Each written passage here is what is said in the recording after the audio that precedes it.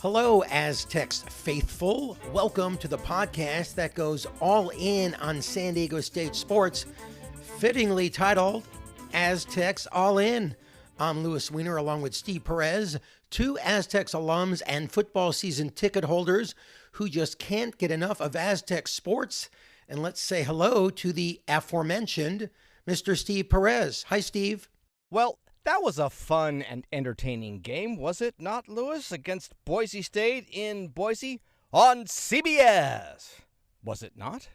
Steve, it was indeed fun and exciting, but I think we'd both agree the game did not end the way that we wanted it to. Coming up in this edition of Aztecs All In, episode number 35. Yes, we started this way back in May. The SDSU men's basketball team splits its two Mountain West games this week and falls just 1 point short of a spectacular comeback in one of them. A nonprofit foundation is revived with the goal of bringing back the Aztec Warrior. And judging from the recent response from the Aztec faithful, plenty of them agree. And the Aztecs' all-time leading rebounder, Michael Cage, is honored at Viejas Arena, plus much, much more. But first, one win and one loss for the Aztecs this week in Mountain West play. We'll talk about the home win over Nevada in a little while, but we start with the Aztecs traveling to Boise State to face the always tough Broncos.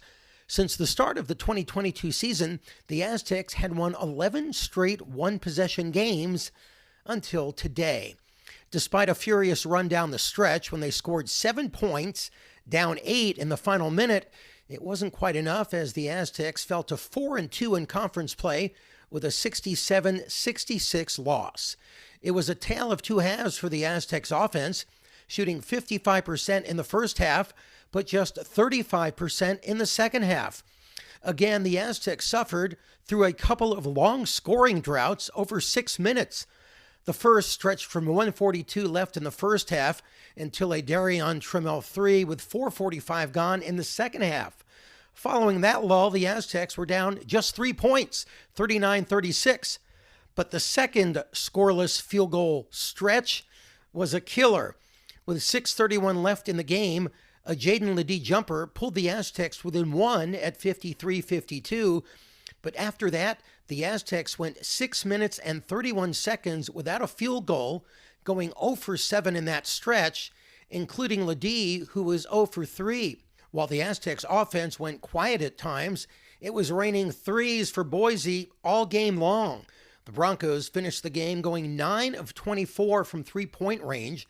The Aztecs hit just 6 threes, and a few of those came late when the game was mostly already decided. The Aztecs had their chances. In fact, they were up 50-49 when the game suddenly got out of hand. First, Jaden Ledee missed the front end of a 1-and-1. Boise got the rebound, and Omar Stanley was fouled driving to the basket. He made both free throws to give Boise the lead at 51-50. Then Lamar Butler turned it over, which led to a Tyson Degenhart score, 53-50 Boise. Coach Dutcher called a timeout, and Ledee hit a jumper. It got the Aztecs within one, but then Chibuzo Agbo drove, scored, he was fouled. He hit the free throw. Then after a Ledee miss, Stanley hit a three, and suddenly the Broncos led by 7. Moments later, down 5, the Aztecs got a steal, but Ledee was called for an offensive foul, and Boise was able to take control of the game until the Aztecs pressed late and got within 1 with a late Butler 3 right before the buzzer. So San Diego State will try to get back in the win column with a home game against one of the conference's weaker teams, Wyoming, Tuesday night at 6 p.m. Lewis, the Aztecs either made their first basket or they were getting back on defense in the first 5 minutes or so. No second chance points. The first 5 felt like a tournament game. This game on CBS at a time when they should still be playing cartoons. Well, the game's the game, and one team wins, one loses. You got to give Tyson Degenhart extra props for winning one game within a game in that first period. A solid defender, Degenhart tied up Ledee near the basket, jarred the ball loose when the Aztec flung his arms into the air for what appeared to be a shot attempt. The ball sails off, but when Ledee brought one big arm and hand down, it swiped the Bronx overly sensitive Mr. Potato Head. And then down goes Degenhardt. Down goes Degenhardt. Like you beat him with a club. However, he was well enough to bounce right back up and immediately start lobbying the official for a flagrant foul. Flagrant foul? Flagrant flop, more like it. Geez, if he was that hurt, they should have yanked him from the game for a concussion protocol, but no. Refs review this one with great solemnity and assess the flagrant one. The network had a close-up of Ledee immediately afterward, and I wish I had that poker face. Just nothing. Later on in the half, Ledee takes a tough foul on a fast break. No flops, no whining. Same even temperament play on. And while it felt like the Aztecs got out-rebounded during the game, especially on offense, they came up with 8 on offense. Boise had 10 on their end of the court. Total rebounds were even, 34 apiece. So the edge was non-existent. The Aztecs were trying to out-rebound them, and at this point they came up short. Second half was a wrestling match. Old school Mountain West slugfest. There were few easy baskets in the early going of that one. It felt like there was a cover over the rim on the Aztecs end, which means you can credit Boise State with the same tough defense. Had the Aztecs scored more at that point of the game, it might have turned out different. However, Boise State had more balance. They had 4 starters scored in double digits. You can't fault the Aztecs' effort. Everyone played extremely hard. It just felt like down the stretch they might have pressed just a little bit, leading to some unforced errors, and I'm sure they'll be all over the game film on the turnovers. There were not a lot, 10 total, but a few felt like had they found the handle on them, more points would have followed. To sum it up, Lewis, wins are precious on the road in the Mountain West, especially in Boise. The home team had the home court, an extra day of rest, added motivation after losing a home game to the Rebels on Tuesday night, and they were in their own time zone for this early game. On CBS! Over to you, Lewis. Steve, let's talk about the Aztecs' other game earlier in the week, a 71-59 win over Nevada at Viejas Arena. The Wolfpack came into the game with a very impressive record of 15-2, and they made the Aztecs battle to the very end, despite the first half not being very competitive. The Aztecs led by as many as 16, but the second half was a different story.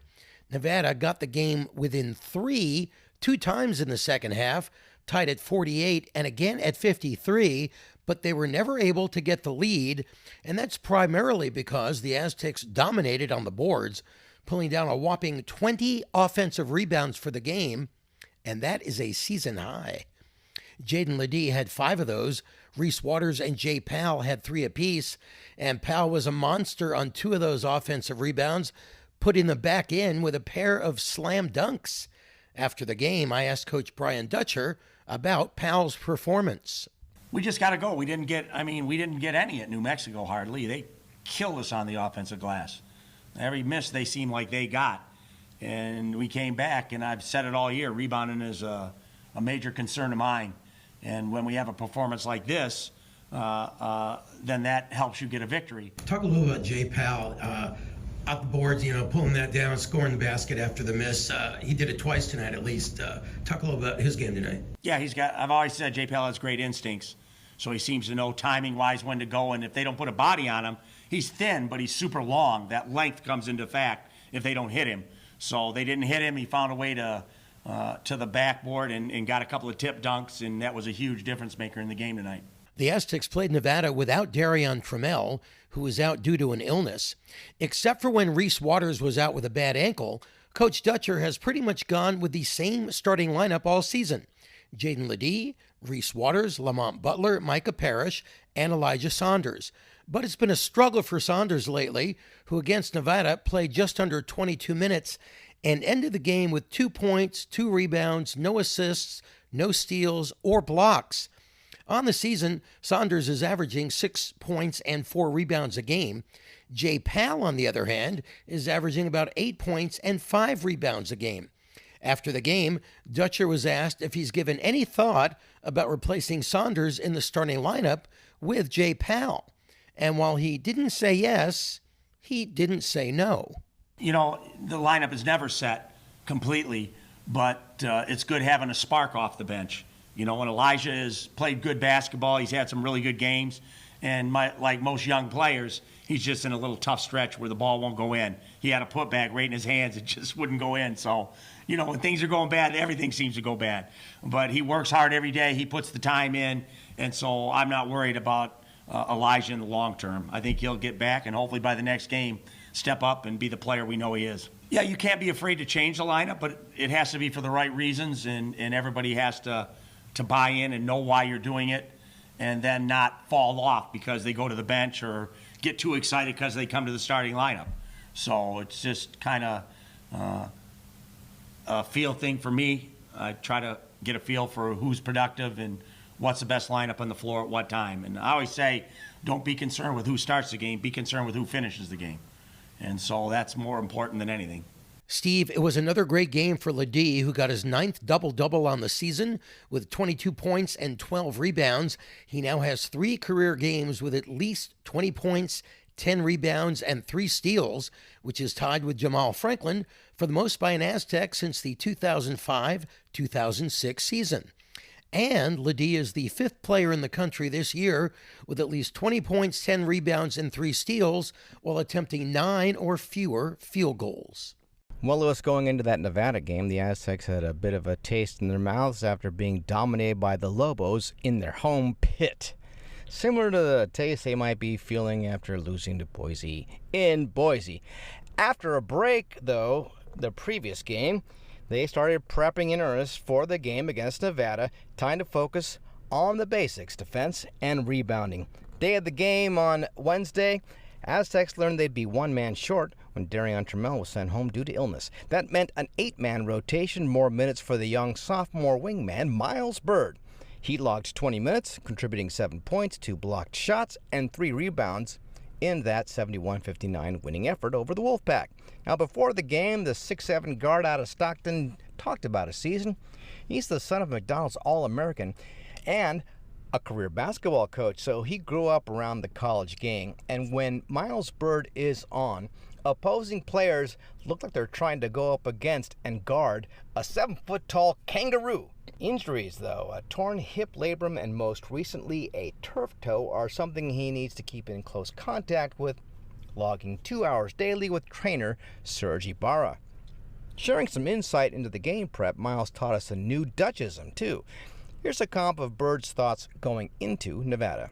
Everybody, I think, just kind of fine-tuning, sharpening what we do best, which is defensively. You know, we struggled against New Mexico. We normally don't give up that many points. So yeah, I think we just come back to San Diego. Definitely needed a day to recover, but you know, just get back on the court and do what we do. We understand it. You know, we're in the Mountain West, which this year everybody understands it's a really, really competitive league. We got the guys for it. We got the mental toughness for it. Dutch always says MTXC, which is mental toughness, extra effort, and that's what we kind of live by every day going into practice.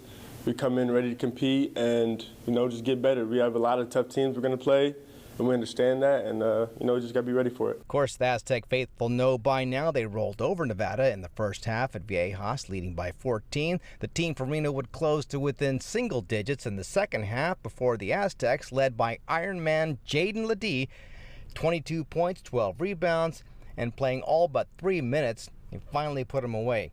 Here's Ledee with a compilation of relevant post-game remarks. We all like winning, right? I mean, New Mexico, they played a great game. They took care of business at home, but I mean, we didn't get flooded or anything. At the end of the day, we was 14-3, I believe. So we just stayed the course, and we feel good about this win. We're gonna keep it going. Oh yeah, we knew Nevada was a good team. I think Coach Dutch said like the 3rd oldest team in NCAA, so they knew there was a lot of veterans. And we just, it's a game of runs and it's a long game, so we just kind of, stayed, cool, and we knew we was gonna go on our run. San Diego State, like Coach Dutch always says, defense and rebounding. That's our staples, and we didn't really feel like we did our best the game prior. So, we really drilled it in practice. I mean, that was the focus of ours today, and we got it done. Lewis, that Boise game closes a tough stretch of road and home games. They will now have a little bit of a breather, just one game a week, a couple of Tuesday games to close out the month, and maybe work on ball handling offensive rebounding, and I'm sure all those other things that the coaches like Brian Dutcher have zeroed in on. Steve, as you will know, because we went to San Diego State at the same time, I graduated in 1985, and that means you and I both watched a lot of games that Michael Cage played in. He was a giant on the court, standing 6'9", weighing 225 pounds. Those Smoky Gaines coach teams were so much fun to watch, and they had some great players on the floor, including Zach Jones, Leonard Allen, and Anthony Watson. Cage played through 1984, but never got to experience the NCAA tournament. That would happen the next year when the Aztecs, as a 13 seed, lost to UNLV in the first round in Salt Lake City. I was actually at that game. But Cage set the stage for that success. All these years later, Cage remains the school's all-time leading rebounder with 1,317, and he followed his career here with a 16-year NBA career. When Cage graduated in 1984, the Aztecs retired his number 44. And here is what it sounded like. And after the game, if you will all please stay, we're going to retire Michael's number. So please stay. Thank you, Michael. Number 44 will not be worn by another player ever at this school. While Cage's number 44 hasn't been worn since 1984, his jersey did not hang in the rafters at Viejas Arena until this week. It was part of a halftime return to the rafters ceremony where Cage, along with Milton Milky Phelps, who played in the 1940s, and Judy Porter, the Aztecs' all-time leading scorer and rebounder, who played at the same time Cage played in the 80s, had their numbers hung from the rafters at Viejas Arena. So, how did Cage leave his mark on this program? Well, 40 years later, he's still number one in the SDSU record books in single-season scoring average, single-season field goals made, career free throws made, and consecutive games started, 112. Cage was at Viejas for the ceremony and talked about what it means to him all these years later. It's 40 years to the year. The jersey being retired happened so quickly after my last game in 1984 as an Aztec. So I really didn't get into it at that point because there was so much emotions going that night. My college career was over. The anxiety of saying, are you going to get drafted into the NBA or are you going to have to get a job at San Diego Gas and Electric, because that's where I worked. That was a hard job, by the way. And so I said, I think, I'm going to just take this moment in for a second. All of a sudden, my college career was over. Fast forward 40 years. And here it is. I'm here tonight, with Judy, Milky, and just being a part of watching everybody's jersey get raised to the rafters and what it means. After the Nevada game, Coach Brian Dutcher was asked about Cage and what he's meant to the SDSU basketball program. Michael Cage looks like he could have come out and played 40 minutes today. The guy's incredible. He looks like he just got done playing in the NBA. So I've known Michael a long time. He's a proud Aztec. I know it meant a lot to him to come back. Obviously, his number had already been retired, but to have it put up in Viejas was an honor that was well-deserved amongst the others that had that honor today, and so it was great having him in the building. It's good that they're in Viejas. They've been hung, though they've been retired for years, but to put them up here next to Kawhi's was great to see. I think Milky had won a national championship in lower division back in the day, so he deserves to be honored. And Michael Cage is one of the greatest Aztecs to ever put a uniform on, so it's great to see them hanging next to Kawhi and getting their recognition. So, Steve, when you look up to the rafters now at Viejas Arena, you'll find number 44 hanging proudly for Aztecs fans to admire for years to come. Lewis, like most followers of the program, we enjoy getting to Aztec games and being part of something bigger than ourselves. Get inside the chosen venue, see the red and black, see the cheer squad, see the dance team, the pep band. And for years, a part of that shared experience was the Aztec Warrior, prior to that known as Monty Montezuma. Wasn't really a complete experience until you first fist bumped the guy who is buff and has the headdress on and shared a Go Aztecs with him.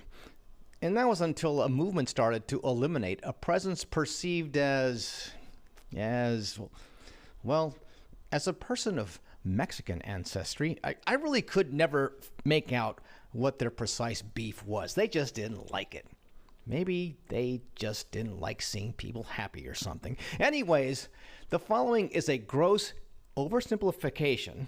The AztecWarriorFoundation.com website has a pretty good extensive summary, but the Aztec Warrior has been part of San Diego State University lore since its early years. Its first appearance was at a football game in 1941. But since the year 2000, there have been votes taken by the Associated Students Council, the Faculty Senate, to do away with it. The students voted to keep it. And then finally, a diverse committee of all those and more arrived at an agreement to more or less leave the Warrior alone, save for making him culturally accurate. And for more details, again, on the timeline, check it out at AztecWarriorFoundation.com. But the death knell came during the COVID lockdown, when President Adele de la Torre released a statement saying the spirit leader was being retired. But let those involved in reviving the Aztec Warrior speak for themselves as we caught up with them before the Nevada game. We're here to raise money and awareness to bring a student back to San Diego State as a human representation and mascot for San Diego State University. And if you want that, please listen up real quick. What we're looking for are some volunteers. We're looking for a couple of board members that are diehard Aztec fans, like my buddy Shu. We're looking for a good PR person. We're looking for somebody else also that can help us with the taxation, and a good lawyer as well.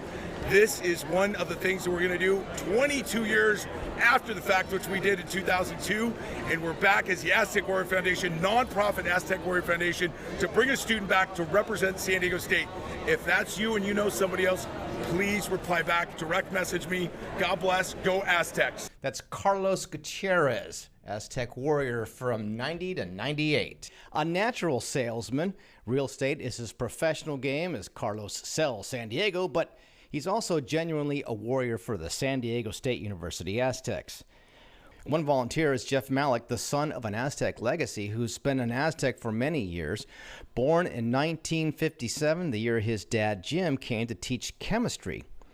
The family had season tickets for what seems like forever. And Dr. Jim, who died in 2014 at age 85, was a longtime faculty advisor to the athletics department. He helped give the dorms Aztec names, was a founding director of the Holiday Bowl, very involved in the program through 4 SDSU presidents, 5 athletics directors. To Jeff, the Warrior is part and parcel of the San Diego State University Aztec experience. Jim Malik called De La Torre's decision a unilateral and short-sighted one. Every few years there's always a group of students that complain, but they graduate, they leave, they don't contribute, they don't come to games like me. You know, they're not longtime alumni supporters. So, you know, the small group was complaining. De La Torre, I believe, took advantage of the lockdown situation, and they decided to get rid of the human image of the Warrior. But he's so popular, we want him back. People are coming by, getting photo snaps of him and saying hello and high-five him. He's bringing a lot of joy to the... He brings a lot of fun, and people, young families love him.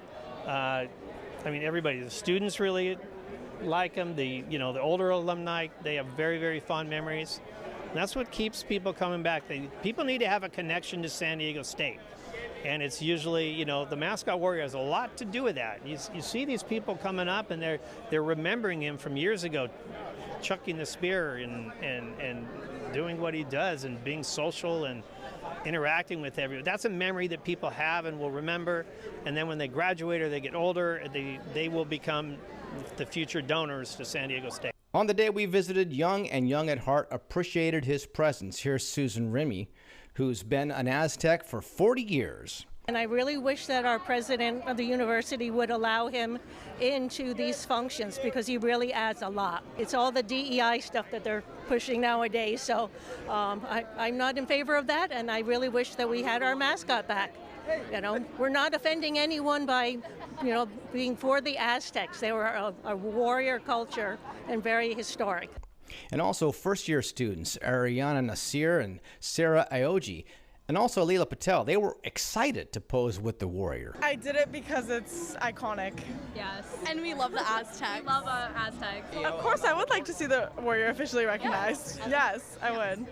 be down on the court and Yes, I think that partying with the fans. You'll yes. be out there, but yes, we do need him. It's a big part of our school. It's like representing San Diego State University. Go Aztecs! Carlos says all he would like from University President De La Torre is a sit down, hear him out, talk. And Lewis, how can someone who reportedly favors inclusion be opposed to that?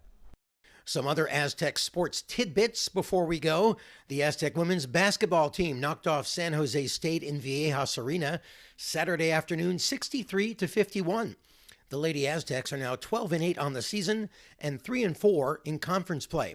And the number 23 Aztec women's water polo team faced the number 1 ranked team in the nation, USC, and fell short by a score of 18-7 in the 2024 Titan Invitational. And the juggernaut that is the San Diego State swim and dive team continued to roll Friday with a pair of victories over Pepperdine and Loyola Marymount, improving to 14-0 on the season and extending its incredible victory streak to 64 consecutive dual meets dating all the way back to 2018. That is incredible. Steve, send us off. Well, you can whip out the gift wrap, the scotch tape, because we're about to put a bow on top of this episode. Quick reminder to follow Aztecs All In on the X. The handle is @Aztecs_all_in. You can also be reached via email, aztecsallin@gmail.com. I'm Steve Perez. He's Louis Weiner.